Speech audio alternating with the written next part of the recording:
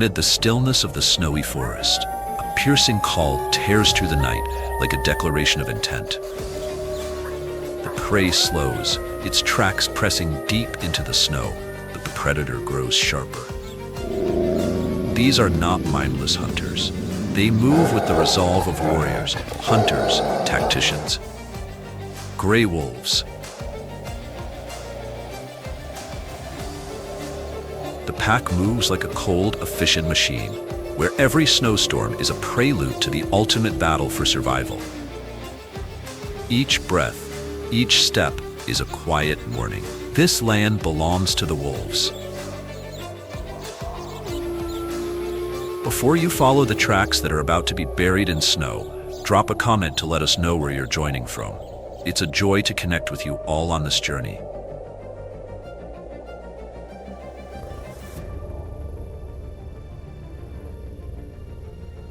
Now, it's time to follow the trail. Wolves of winter, how snow sharpens the hunt.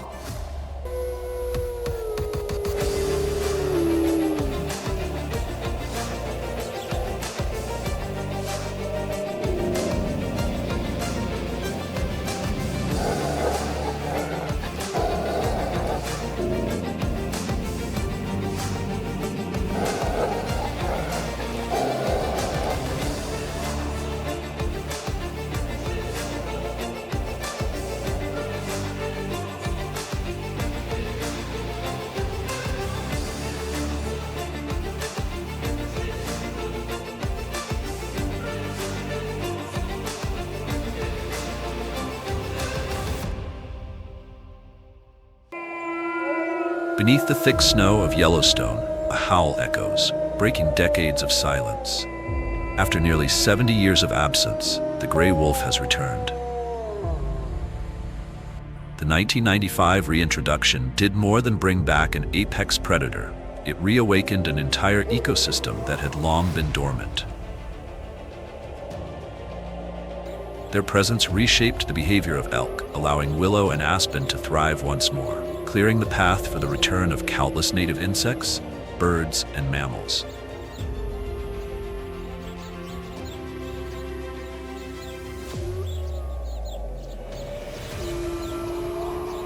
But far to the north, the Arctic wolf, a subspecies of the gray wolf, faces a very different kind of challenge. On the open green tundra, a wolf pack approaches a herd of muskoxen, setting their sights on the most fragile calf. They attempt to break the herd's formation, forcing the young one away from its mother. The predators nearly succeed, but the muskoxen refuse to let it happen.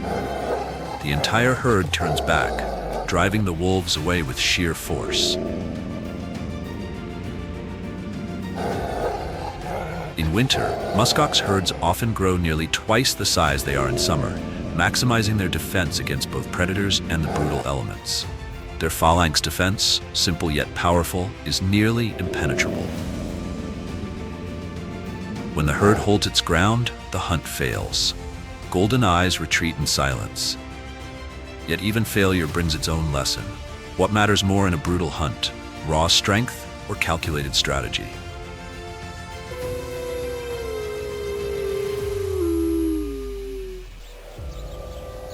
In the unforgiving world of winter, wolves learn from every misstep, sharpening their instincts, refining their tactics. From the Arctic tundra to the Rocky Mountains, from solitary pursuits to coordinated pack hunts, they continue to evolve, to adapt, to endure. And with each passing winter comes a new trial, where snow hides the prey, but also reveals the strength and the limits of nature's finest hunters.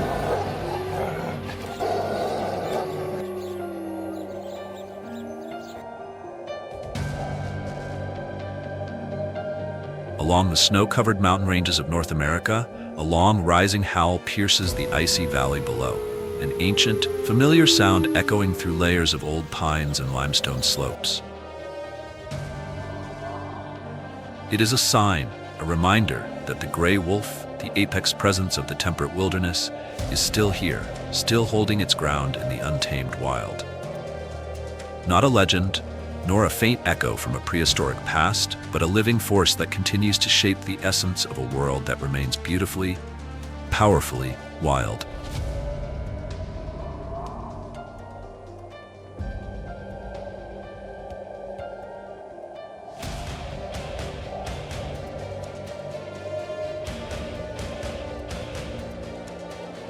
More than just the top predator of the temperate food chain, the gray wolf, Canis lupus, carries with it a story that stretches back over 1.8 million years.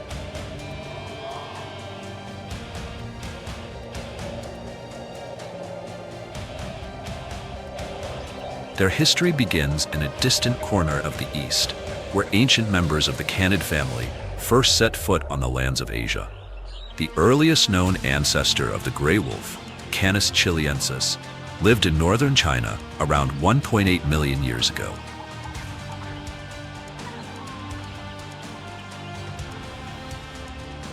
Through many stages of evolution, this lineage gradually gave rise to Canis mospicensis, a smaller wolf species that roamed across Europe between approximately 800,000 and 300,000 years ago. This species became a vital link in the evolutionary chain leading to the modern gray wolf. The oldest fossil showing the full characteristics of Canis lupus was found in Germany and dates back roughly 400,000 years. Originally inhabiting only Europe and Asia, the ancestors of today's gray wolf began expanding their range. Toward the end of the Pleistocene epoch, around 25,000 years ago, a population of wolves living in Beringia, the land bridge that once connected Siberia to Alaska, migrated across into North America. The genetic traces of that ancient journey still remain in modern gray wolf populations found in Alaska, Montana, and Wyoming.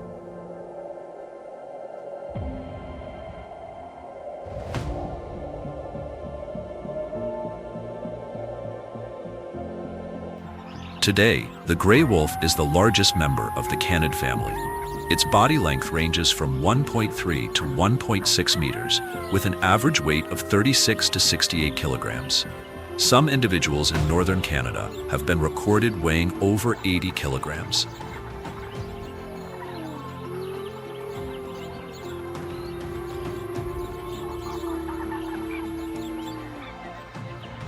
A two-layer coat helps the gray wolf thrive in extreme environments. The inner layer is soft and dense, providing insulation, while the outer layer is coarse, long, and water-resistant, shielding the body from icy winds and heavy snow. Thanks to this adaptation, they can survive in temperatures as low as -40 degrees Celsius, while maintaining their agility and hunting ability. Every physical trait and behavior of the gray wolf is the product of hundreds of thousands of years of natural selection. But their evolution doesn't end with biology. They've also developed complex social traits.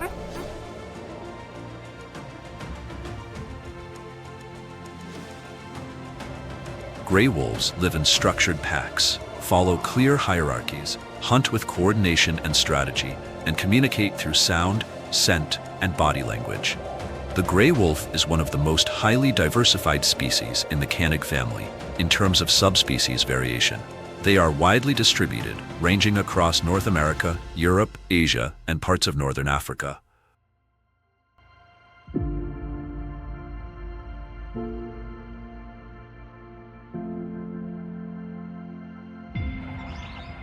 Among them, only one subspecies currently lives in Africa, the African golden wolf, scientifically known as Canis lupaster. For decades, this elusive animal was mistaken for a variant of the golden jackal. Its strikingly similar appearance led scientists to misidentify its true lineage, but in 2015, a groundbreaking study published in the journal Current Biology completely reshaped that understanding. Using full genome sequencing, researchers discovered that Canis lupus lupaster is actually a distinct branch, more closely related to the gray wolf and the coyote than to the jackal. The genetic makeup of this species is the result of ancient hybridization. Roughly 1 to 1.7 million years ago, during the Pleistocene epoch, an ancestral population of gray wolves interbred with the Ethiopian wolf. The result was a new species with a mixed genetic structure, approximately 72% gray wolf and 28% Ethiopian wolf. This ancient merging didn't just create a wolf suited for the African climate. It highlighted the extraordinary evolutionary flexibility of the entire canid lineage. The African golden wolf's body reflects its harsh and sun-scorched environment. Measuring about 127 centimeters in length, with a shoulder height of just over 40 centimeters, it's smaller than its northern cousins but built to endure arid heat. Its fur is a striking blend of grayish gold, streaked with black markings, reddish hues on the muzzle and ears, and bold white patches on the chest and around the mouth. This coloration not only provides camouflage beneath the blazing savanna sun, but also visually distinguishes it from jackal species that share its range. Today, the African golden wolf roams from Egypt and Libya to Ethiopia, stretching as far west as Senegal and as far south as Tanzania. It's not bound to one habitat. It thrives in deserts, sparse woodlands, grasslands, and even cultivated farmland. This remarkable adaptability is what sets the African golden wolf apart. It feeds on whatever it can find: rodents, lizards, birds, fruit, and carrion, a survival strategy common among canids.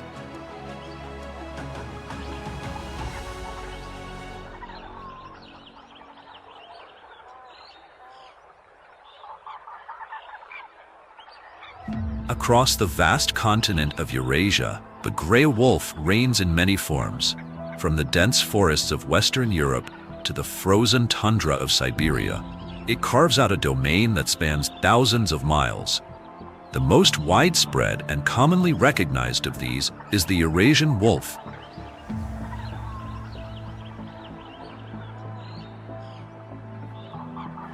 This subspecies ranges across Europe and Asia, from temperate mountain ranges to snow-covered expanses of the north. Measuring between 105 and 160 centimeters in body length and weighing anywhere from 32 to 70 kilograms, they are built for endurance. Their dense coats shift in tone with the seasons, from pale gray to deep charcoal, offering insulation in the winter and camouflage among autumn leaves in deciduous forests.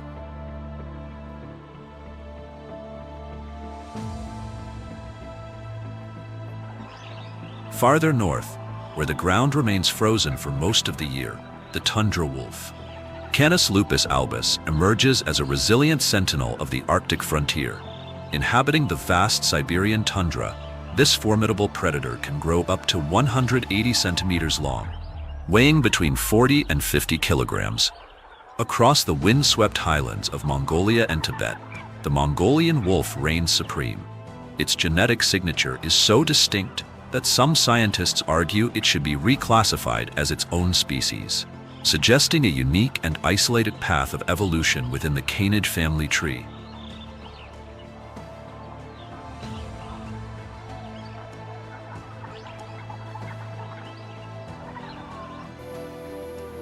To the south, where low mountain ranges and Mediterranean forests stretch across Italy and the Iberian Peninsula, smaller yet striking subspecies appear. The Italian wolf stands out with an almost entirely independent genetic structure, separating it from all other gray wolf populations.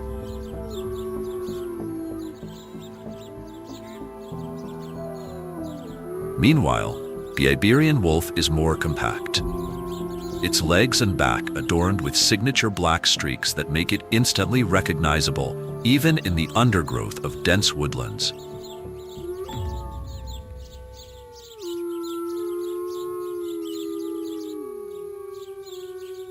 Further southeast, the Indian wolf finds its home across the sun-scorched Indian subcontinent and the semi-arid landscapes of Southwest Asia. Sculpted by heat and scarcity, it is smaller in size, measuring just 100 to 130 centimeters and weighing between 17 and 25 kilograms. It's short, light brown-gray coat reflects the sun's rays, enabling it to hunt and travel during the scorching daylight hours without overheating.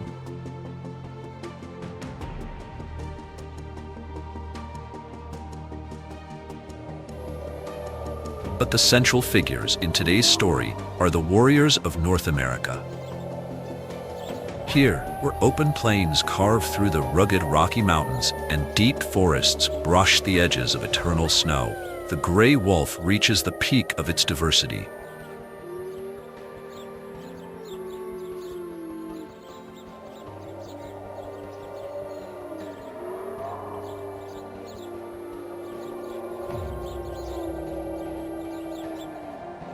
In the far north of Canada, where winters are so unforgiving it feels as though the earth itself has frozen solid, roams the Arctic wolf, a ghost of the snow, cloaked in white.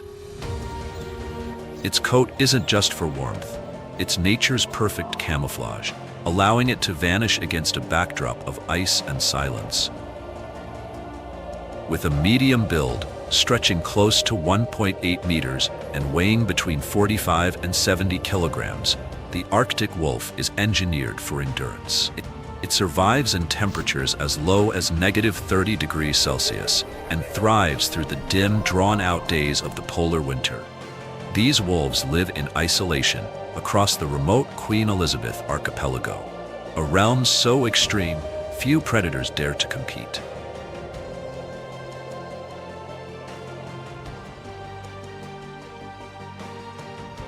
Farther south, in the dense forests of Alaska and the rugged wilderness of Western Canada, lives one of the largest and most powerful gray wolf subspecies, the northwestern wolf, Canis lupus occidentalis. Some individuals of this formidable lineage have been measured at over 2.13 meters long, weighing more than 79 kilograms, giants of the canid world.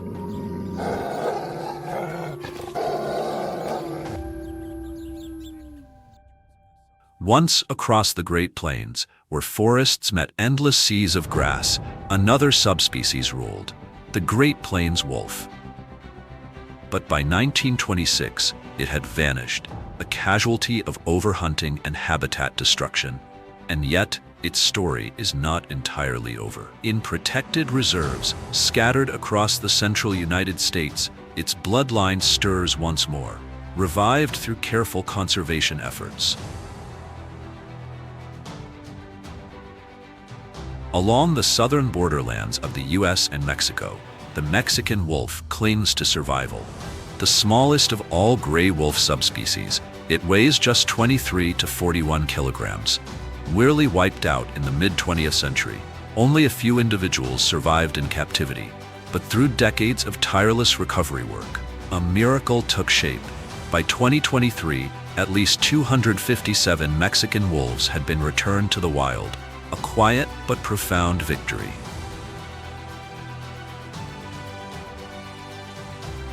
To the northeast, in the maple forests and lake-rich terrain of eastern Canada and the northeastern United States, lives another enigmatic figure, the eastern wolf, Canis lupus lycaon. Genetic studies suggest it is a hybrid, part gray wolf, part coyote. Its DNA is so distinct that many scientists argue it should be recognized as an entirely separate species. This ongoing debate, species or subspecies, reveals just how fluid evolution can be. In the end, it may come down to a single thread of DNA.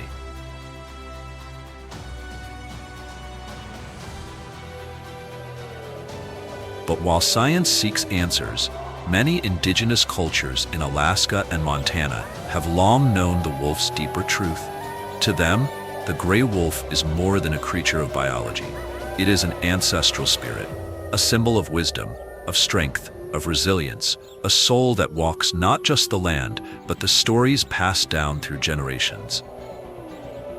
In the oral traditions of many indigenous peoples, the wolf's howl is more than a sound. It is a prayer, a voice sent to the ancestors, echoing across the mountains and forests like a sacred thread, binding people to the rhythms of the natural world.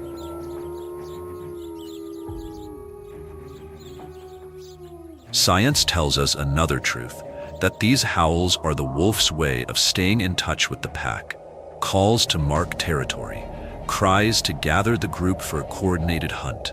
But somehow, the two truths coexist, biology and belief, interwoven like fur and frost.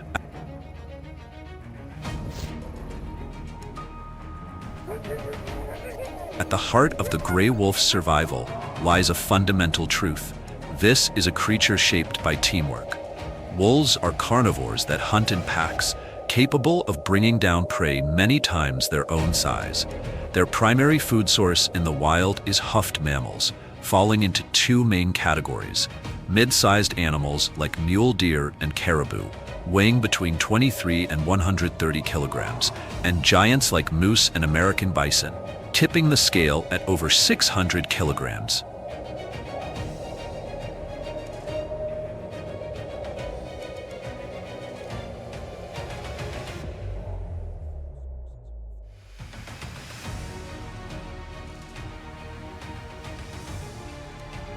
As the trees of Yellowstone ignite in a blaze of red and orange, and mist settles like a veil over the fields, a quiet but crucial chapter begins.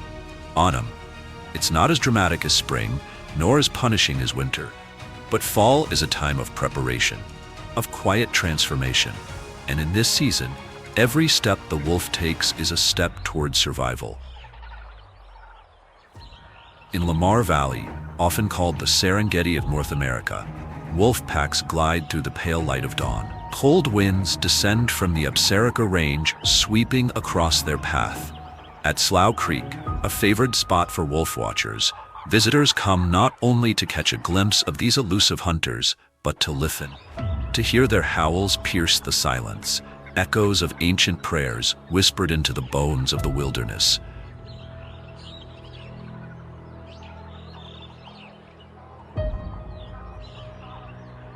As the first snow dusts the distant peaks and maple leaves give way to frost, the gray wolf enters one of the most pivotal phases of its life cycle. This is when packs solidify.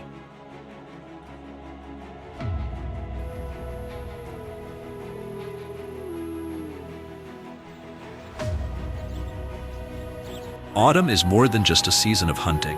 It is a time to reinforce order, to deepen bonds, to prepare for the long winter ahead.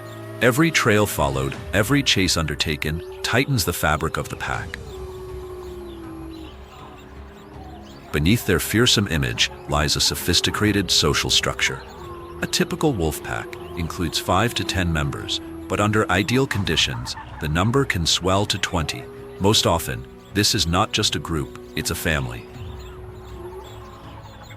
At the center stands the alpha pair, the leaders, usually the only ones who breed, but their dominance is not rooted in aggression. It is earned through experience, through calm authority, through the trust of the pack.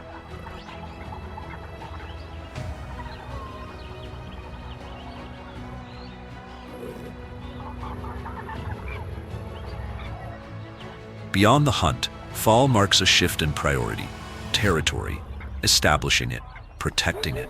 Wolves walk the same paths repeatedly, marking the land with scent, leaving behind an invisible map that rides the wind, a quiet but unmistakable declaration. This place is ours. And as you follow their tracks across the frost-kissed earth, one striking detail stands out: their coats. A wild mosaic of colors, no two quite the same. This isn't just aesthetic, it's the visible imprint of thousands of years of evolution.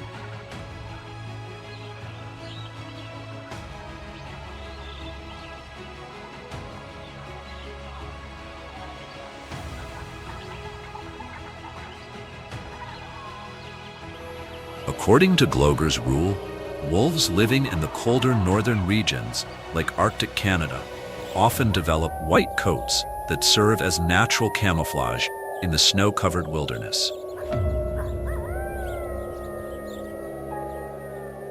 Meanwhile, further south, in regions like southern Canada, the United States, and Mexico, gray is the more prevalent coat color.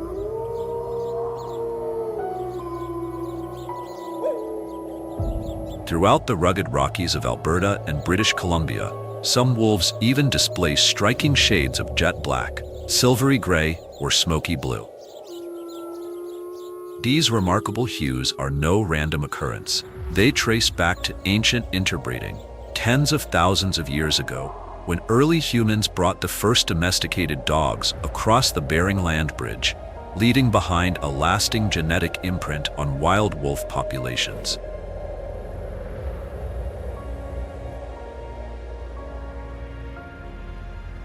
Autumn marks a critical time in the gray wolf's life, a season of intensified hunts.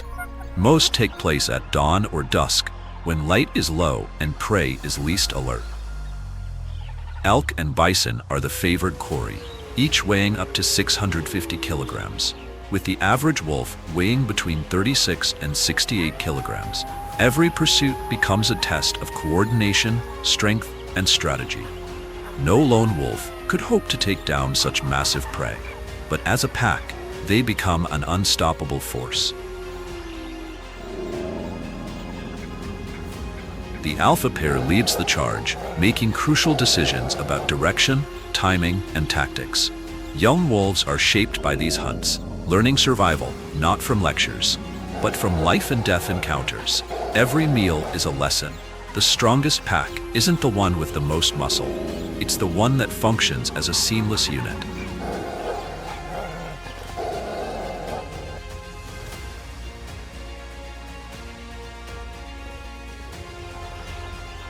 Agile, energetic juveniles often serve as decoys, luring prey away from safety. Veterans, those with speed, power, and razor-sharp instincts, strike with precision. Each wolf has a role: distractor, rear flanker, lead blocker, ambusher, or finisher. Every lunge is calculated after hours of observation, reading the terrain, the wind, and the movements of their target.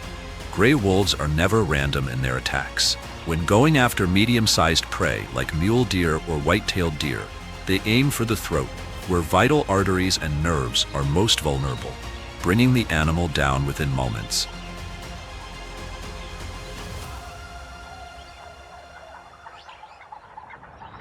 Success rates vary, ranging from 15% to 30%, depending on terrain, weather, and how well the pack works together.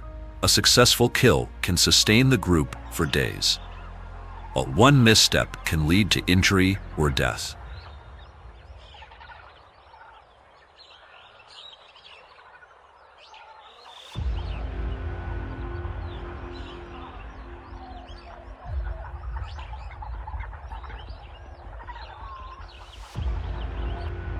As autumn fades and snow begins to shroud the northern mountain ranges, the gray wolf enters its most unforgiving season.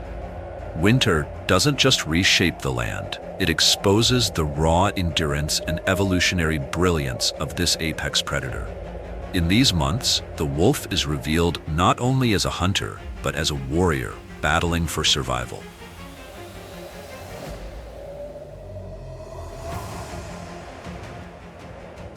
The wind cuts through the pines, driving snow high enough to bury the legs of a grown human. Temperatures can plummet below -40 degrees Celsius, and prey vanishes beneath the frozen crust. Yet the wolf endures. Each adult requires roughly 1.1 to 1.7 kilograms of meat daily to survive, a number that can climb to 3.2 kilograms during breeding season or long-distance travel. But in winter's icy grip, no meal is promised. Gray wolves can go days without food, only to gorge on up to 9 kilograms of flesh in one sitting, if fortune favors the hunt. Winter forces them to seize every opportunity, every fleeting moment, in their relentless pursuit of survival through the snow. The hunts grow more dangerous, more uncertain. Stalking becomes a longer game of patience and precision. Every step must be silent, every move deliberate. But the cold isn't just a hardship, it's a proving ground. It's the arena where millions of years of evolution are put to the test. As Bergman's rule suggests, the body size of the gray wolf increases with latitude. Wolves in the frigid expanse of Alaska or the Canadian interior often outweigh their southern cousins by a significant margin. Some individuals can reach up to 79.4 kilograms. This added mass not only helps retain heat, but also grants the strength needed to confront giants, elk, and bison, animals that outweigh the wolf by nearly tenfold. The gray wolf's fur is its armor. The outer layer, long and coarse, shields against wind and repels moisture.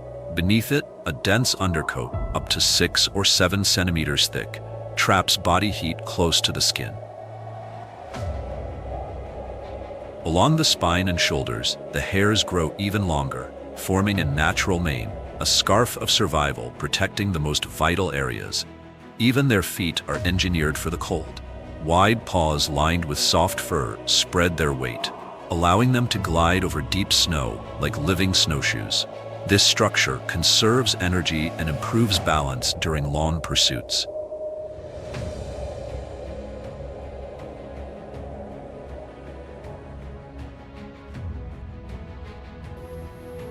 And when the darkness of a winter night sets in, the gray wolf's golden eyes take over.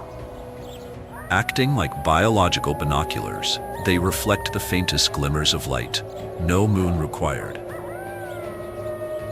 Hidden beneath the snow-packed wilderness of North America, the gray wolf moves in near silence, its prints barely noticeable. Prey like moose and caribou struggle through the snow, their slowed movement betraying weakness. This is the moment the wolves wait for. As the herd lumbers forward, the wolves break into formation, each assuming a distinct tactical role: distractor, flanker, lead blocker, finisher. The young learn from experience, reading each flick of an ear, each faltering step. The entire pack moves as one, a single organism, where instinct and teamwork blend into deadly precision. In this unforgiving season, the gray wolf becomes the embodiment of wild mastery, evolved, enduring, and utterly synchronized.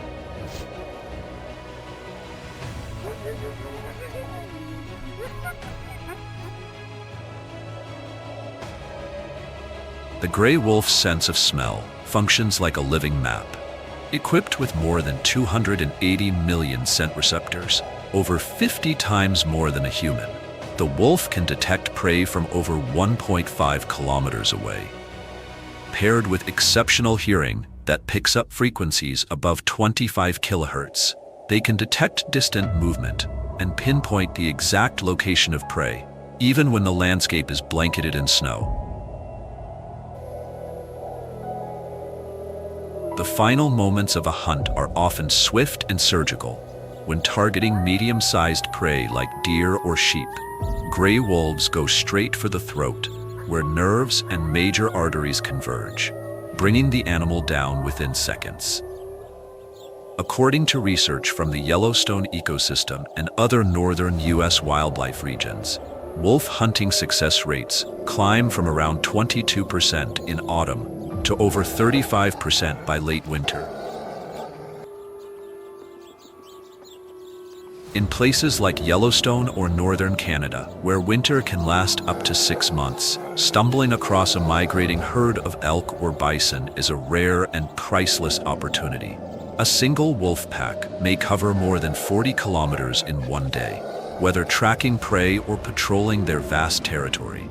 Most hunts begin at twilight and extend into the night, with the wolves traveling dozens of kilometers. But when the prey is large, some hunts unfold boldly in broad daylight.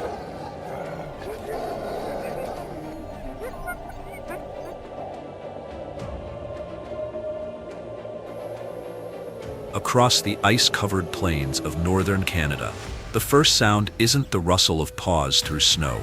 It's the echoing howl of a wolf, stretching more than 10 kilometers through the frozen silence. It's a signal of orientation, a connection call. The target? Caribou. Massive, towering prey, often weighing several times more than an adult gray wolf. But in this desolate, snowbound world, it's the only option.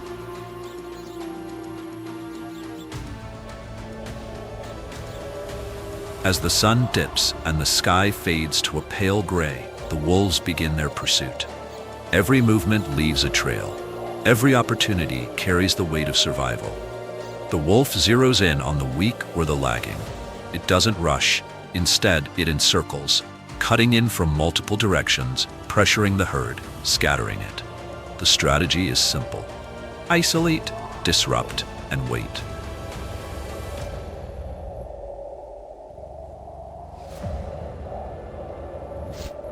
Once a vulnerable target is separated, the wolf lunges, biting at the legs to immobilize, to steal away the last hope of escape. The result is a hard-won meal in the midst of a brutal winter. A battle fought not with brute force, but with patience, skill, and instinct. Each paw print pressed into the snow tells the story of a predator that has never stopped fighting to survive.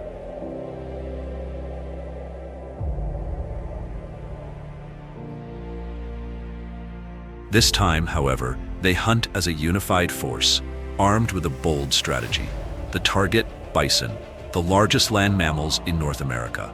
Gray wolves, top predators of the north, are now facing off against an animal nearly 10 times their size. An adult bison can weigh up to 900 kilograms, but it's not just size that makes them formidable. It's their awareness, their strength, and their herding defense. Timing is everything. When the wind shifts across the plains, scent trails vanish and tracks are blurred. That's when the wolves strike. Rather than a frontal assault, they close in and fragment the herd, splitting them apart, targeting calves or weakened adults left behind. The first bites land on flanks and lower legs, vulnerable points with less protection. These wounds sap strength, slowing the bison, making escape harder with each step. But the wolves' true weapon is endurance. With patience and relentless pursuit, they isolate and exhaust their target, chasing it for hours. No claws, no brute force, just pressure, terrain, and time. The pack pushes forward, knowing that eventually, exhaustion will bring the bison to its knees. And when it does, the wolves claim their reward, not through savagery, but through strategy. A masterclass in survival, played out in the snow.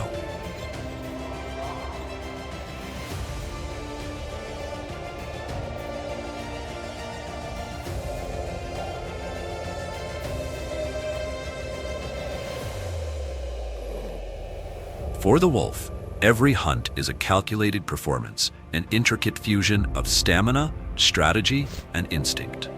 On frozen ground, where the line between life and death is drawn in a single breath, the gray wolf becomes more than just a predator.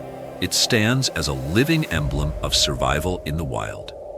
But as winter digs deeper into the wilderness of North America, the gray wolf does not roam alone. It must now share its icy dominion with other predators, each armed with sharp instincts and distinct survival strategies. In this realm, there is no space for mercy. Every encounter becomes a high-stakes chess match, where instinct and experience are the pieces in play, and survival hangs in the balance. Among the canine family, the gray wolf holds the throne. And in snow-covered lands where food is scarce, the first to risk entering the deadly circle of survival is often the coyote. These smaller canids trail wolves from a distance, edging closer to leftover carcasses, hoping to scavenge a meal. But such behavior comes with consequences. Wolves do not tolerate competition. They drive coyotes off, destroy their dens, dig up burrows, and eliminate their pups.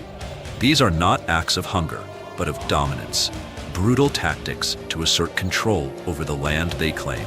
And it doesn't end with coyotes. Other canids, red foxes, Arctic foxes, Corsac foxes, are often victims too. Winter intensifies these conflicts, especially around large kills where every bite of food becomes invaluable. Here, the wolf's advantage in size, strength, and numbers becomes clear. They dominate the battlefield, often eliminating rivals not out of necessity, but as a strategy to erase the threat of competition. In rare cases, when the situation demands, they may even consume these rivals, but only as a last resort.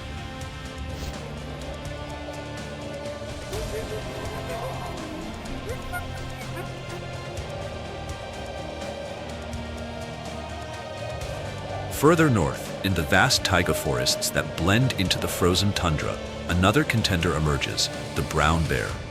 During the lean months of winter, when resources dwindle and large carcasses like moose or elk are few and far between, tensions rise. The brown bear, with its sheer mass and unmatched brute force, often overpowers even the most unified wolf pack, boldly seizing kills for itself. Its towering size, muscular frame, and fearless demeanor make it a formidable opponent in the icy theater of survival. But when conflict shifts from food to territory or to the protection of offspring, the balance begins to tilt. And in that space, the gray wolf, stealthy, strategic, and relentless, reclaims its edge.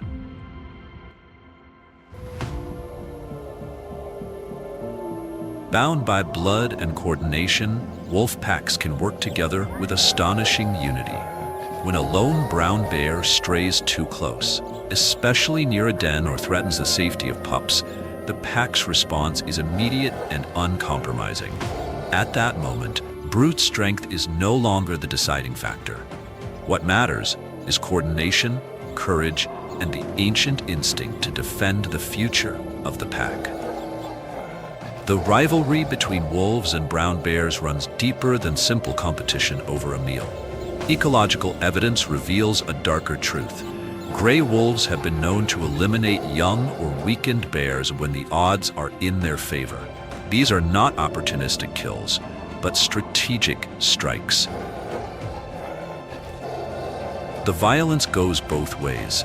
Brown bears, too, have been documented killing wolf pups, not out of hunger, but as a territorial message, a reminder that the wilderness bows to no single predator.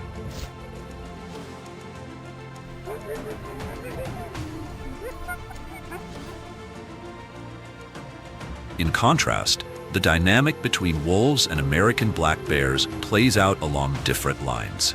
With their preference for dense forests, black bears are less likely to cross paths with wolves, who favor open terrain. But when they do, the gray wolf often has the upper hand. There have even been recorded instances of wolves raiding hibernation dens in winter, killing black bears not for food, but seemingly to remove a future rival from the ecosystem.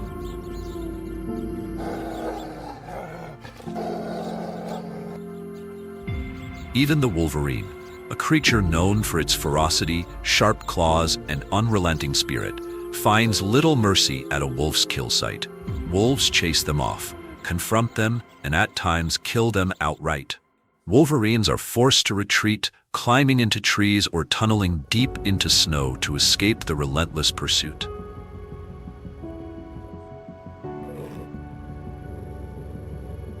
But the gray wolf's competitors don't end with fellow canids or scavengers. In forests across Europe and Asia, they face a more elusive adversary: wildcats. The Eurasian lynx, silent and calculating, poses a unique challenge. In the primeval Białowieża forest of Eastern Europe, wolves and lynx share the same hunting grounds. Though they target different prey, lynx focusing on roe deer, wolves pursuing larger red deer, scarcity in winter sparks deadly overlap. In such times, wolves have been known to eliminate lynx not for nourishment, but to eliminate the competition. A 2007 study from Poland documented these cold and calculated attacks.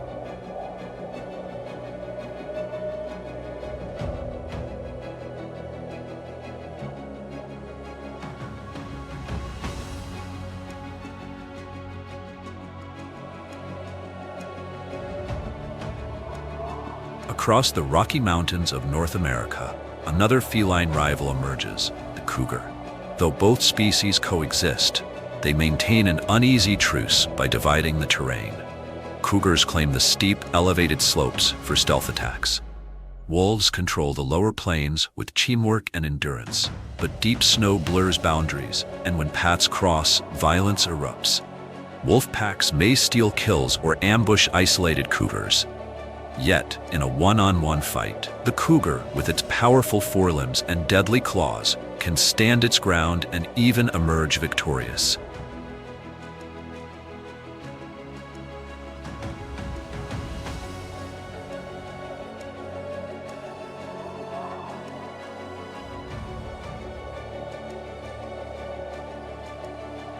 Farther east, deep in the Siberian taiga, the gray wolf faces its most formidable rival yet, the Siberian tiger.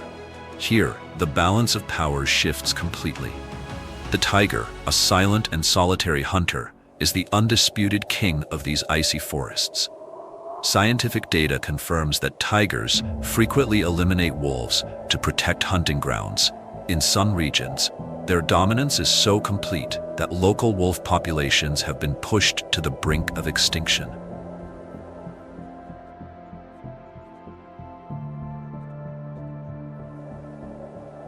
Unlike the solitary predators they often compete with, the gray wolf does not depend on brute individual strength. Its power lies in unity. Coordination, communication, and group tactics define the way of the pack. Securing food, defending resources, and outmaneuvering rivals with calculated precision. When facing members of the cat family, wolves must be students of strategy. Understanding when to hold back, when to circle, and when to retreat is not a sign of weakness, but wisdom. In the snow-covered stillness of North America's winter, the gray wolf becomes more than a hunter. It becomes a tactician of the wild, a master of adaptation, attuned to the delicate line between conflict and coexistence. After each hunt, a chorus rises, the iconic howl, cutting through the cold silence like a living anthem. It's more than a means to regroup. It's a claim to land, a warning to rivals. A voice woven deep into the rhythm of the forest. In places like Denali National Park, distant binoculars catch fleeting glimpses of this primal ballet. Wolves, silent and spectral, moving through the snow, resilient, disciplined, and bonded as one. Their social structure is ironclad. At the helm stands the alpha pair, leaders, parents, providers. They dictate movement, maintain order, and during harsh times, ensure the survival of pups before all else, even if it means reclaiming food from fellow pack members. A fully grown gray wolf can consume up to 19% of its body weight in a single meal, fuel that becomes vital during the bitter months. Every bite is a lifeline. And then, as winter's grip loosens, spring begins to whisper through the damp canopy of the Pacific Northwest. Light returns. Life stirs beneath the forest floor. For the gray wolf, this is not merely a change of season, it is a renewal. In protected wilds like Olympic National Park and Mount Rainier, the cycle begins anew. Visitors may be lucky enough to witness rare parenting behaviors, tender moments of wild devotion, and a reminder of the wolf's profound connection to both ecosystem and indigenous culture. Ecological centers nearby offer programs in tracking, howling analysis, and pack dynamics, opening a bridge between science and soul. By 2024, the Oregon Department of Fish and Wildlife reported a gray wolf population of at least 204. An encouraging sign that recovery is possible, that humans and predators can find balance.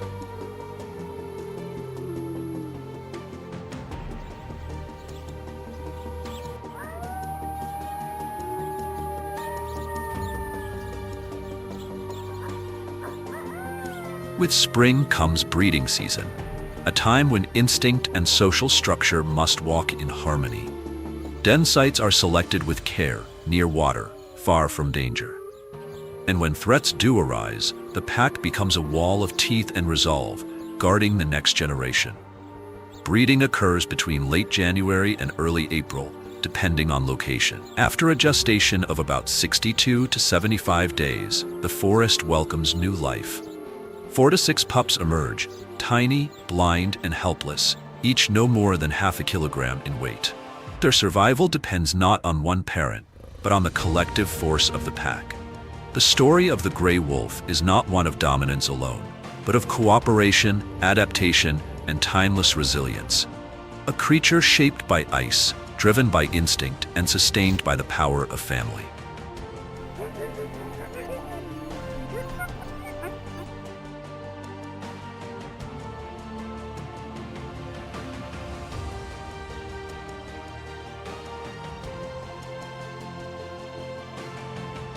Winter is unforgiving. For most creatures, it's a time of struggle. But for the gray wolf, it's a crucible, where strength, unity, and survival instincts are tested to their limits. Beneath layers of snow, in a world where life and death wrestle beneath every tree and shadow, the wolf must navigate challenges not only from the wild, but from humanity. Each paw print left in the frost is more than a mark of presence.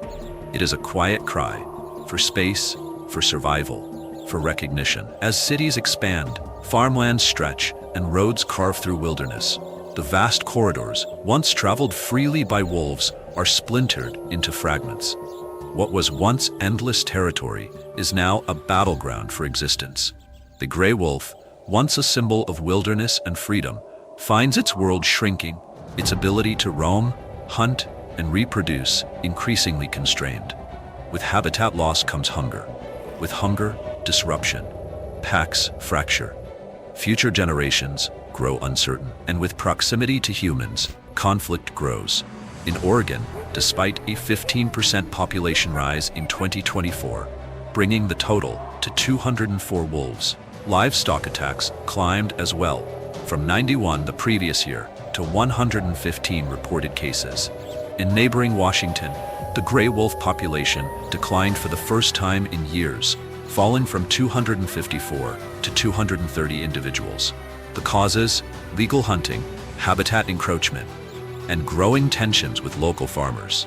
Should legal wolf hunting be allowed outside national parks? It's a question that forces us to confront our role in the wild's fate. Because if the howl of the gray wolf is to continue echoing through the forests and mountains of North America, we must see these creatures not as threats, but as essential threads in the fabric of nature. Yet there is hope, emerging like new growth through melting snow. Across the highlands and deep valleys, the gray wolf is proving its resilience, aided by conservation rooted in science, data, and determined human effort. In Oregon, 2024 saw the highest wolf numbers since monitoring began in 2008, and thanks to the use of non-lethal deterrents, like electric fencing and increased patrols, livestock depredation dropped from 73 to 69. Small steps, powerful progress.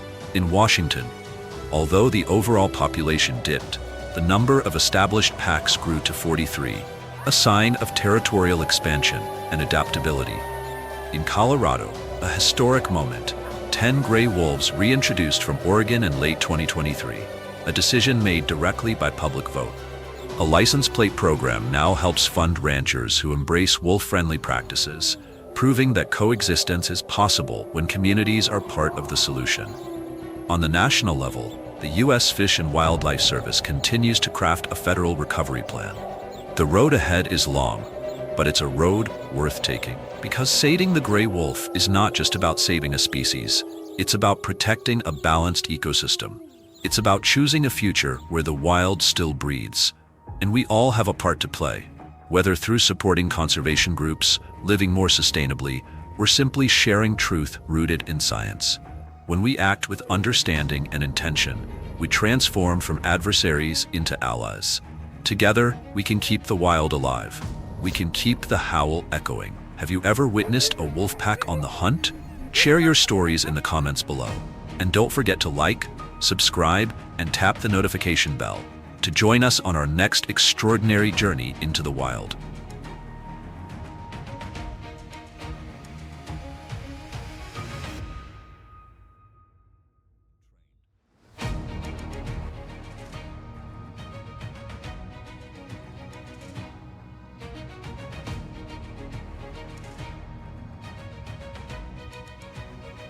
In a study of gray wolves in Yellowstone National Park, researchers found that these wolves do not hunt randomly. Instead, they strategically select their prey based on species, age, and gender to minimize risks and injuries.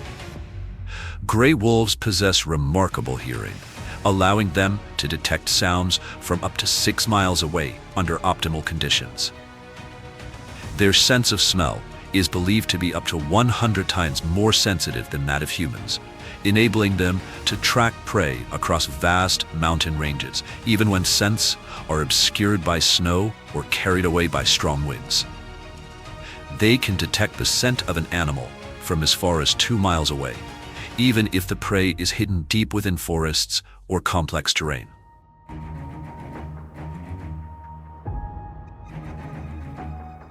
As apex predators in the snow-covered fields and majestic forests of Yellowstone, gray wolves still face significant challenges, particularly when hunting one of nature's strongest creatures, the bison.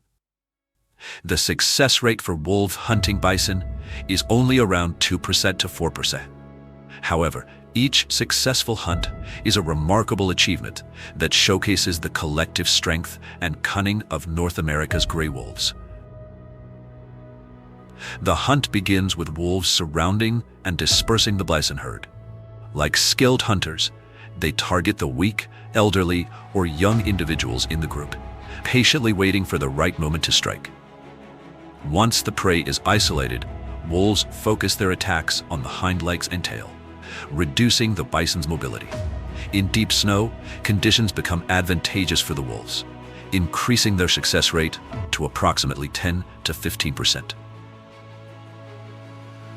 Recent studies indicate that over 50% of bison calves born may not survive their first year, primarily due to predation by wolves and bears, compounded by harsh weather conditions.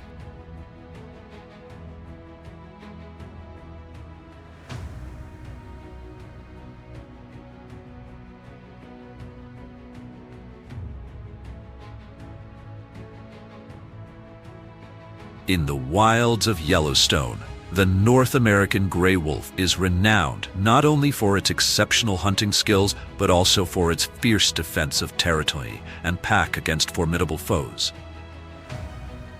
One of the most significant challenges these wolves face is the mighty grizzly bear, known for its immense strength.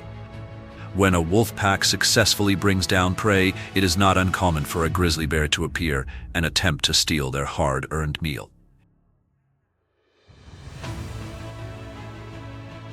In these critical moments, the wolves must band together, leveraging their numbers to threaten and drive off the massive intruder. However, grizzly bears are successful in stealing kills about 33% of the time. Conflict does not only arise from external threats. Rival wolf packs can also provoke intense battles. The collective howl of a wolf pack serves not just as a form of communication, but as a means of asserting dominance, akin to flags marking territory. These howls can be heard up to 10 miles away, signaling their presence to other packs and helping to prevent conflicts before they escalate. However, when negotiations through howling fail, fierce battles can erupt. Internal strife can also occur within the pack, particularly over the alpha position. Studies from Yellowstone National Park indicate that around 30% of wolves may die due to internal disputes. These conflicts can lead to a change in leadership, with a new member rising to power or even the complete expulsion of the defeated wolf from the pack. The gray wolves returned to Yellowstone in 1995. After nearly 70 years of absence, marked a significant ecological shift. Their howls once again pierced the night, heralding the revitalization of the entire ecosystem. Wolves are not just expert hunters, they are also remarkable natural regulators. Prior to their return, elk populations had grown unchecked, stripping vegetation along rivers and streams, and leading to the near disappearance of aspen, cottonwood, and willow trees. With their sharp hunting skills, wolf packs effectively reduced the elk population, allowing vegetation to recover. Young trees along riverbanks began to reach for sunlight, and the once bare streamsides turned green again, creating ideal habitats for birds and fish. The resurgence of vegetation also attracted beavers, which began building dams that formed natural wetlands, providing breeding grounds for migratory birds and countless other species. Like an invisible hand, the gray wolf re-established the natural order, restoring Yellowstone to its miraculous balance.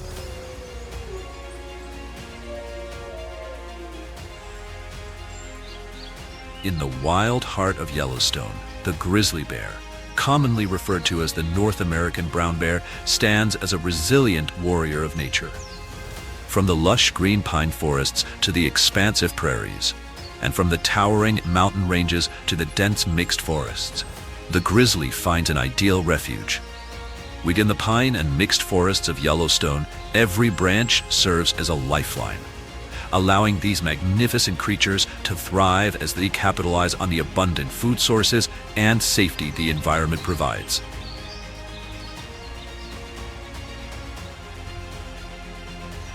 Over the long course of evolution, the grizzly bear has developed into a formidable giant of the Yellowstone landscape.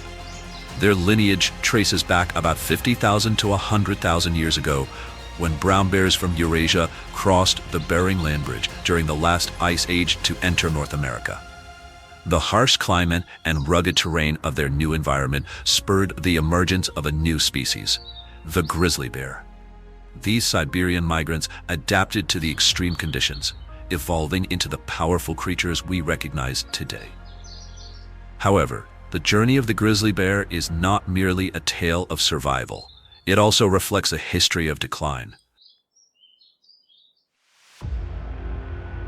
By the late 19th century, as European settlers flooded into North America, they brought guns and engaged in deforestation which devastated the bear's habitat. By the end of the 1800s, the grizzly bear population in Yellowstone had dwindled to nearly extinction, with only around 136 individuals remaining by 1975. Thanks to the tireless efforts of conservationists and the National Park Service, the Yellowstone grizzly bear was placed on the endangered species list. Through decades of strict conservation measures, the grizzly population has made a remarkable recovery. Amid the dense forests and rugged mountains of Yellowstone, these bears now loom like giants of the wild.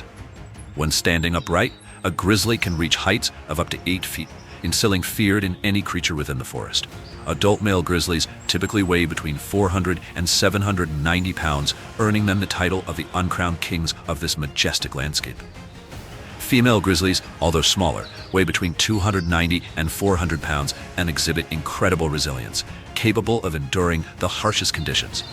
Together, they embody the strength and spirit of Yellowstone, representing both a remarkable recovery and the ongoing challenges of survival in a changing world.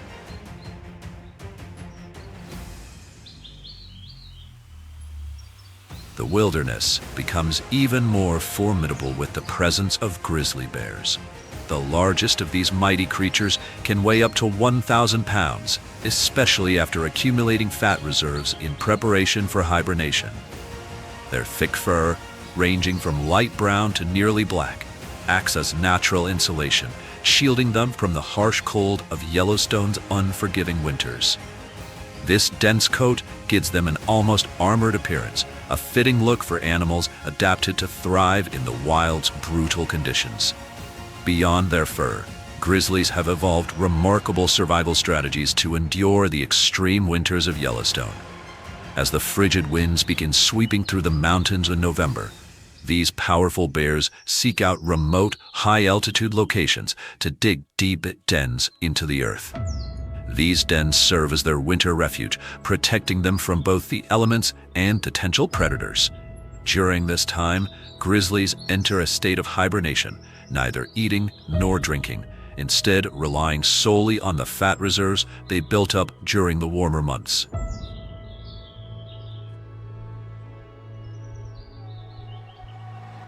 One of the most extraordinary aspects of grizzly hibernation is that females give birth during this dormant period. In the warmth of the den, the cubs are born blind and helpless, sustained by their mother's milk, and kept safe by her body heat and stored energy. By the time spring arrives, the young cubs are strong enough to leave the den, venturing into the vast wilderness under their mother's watchful eye. With the arrival of spring, grizzlies emerge from hibernation and begin re-establishing their territories. They communicate their dominance through powerful visual and scent markers, leaving deep claw marks on tree trunks, pressing their massive bodies against trees to leave scent trails, and creating unmistakable footprints on the ground. These signals serve as bold declarations of their presence in Yellowstone's rugged terrain. Masters of survival, grizzly bears navigate the towering peaks and deep valleys of Yellowstone with unmatched skill. Like ancient warriors, they seize every opportunity to hunt large prey and forage for seasonal foods. Equipped with a sense of smell 7 times more powerful than that of a bloodhound, grizzlies can detect food from up to 18 miles away. This incredible ability allows them to locate distant meals and reach them with astonishing speed, ensuring their dominance in millions of North America's wildest landscapes.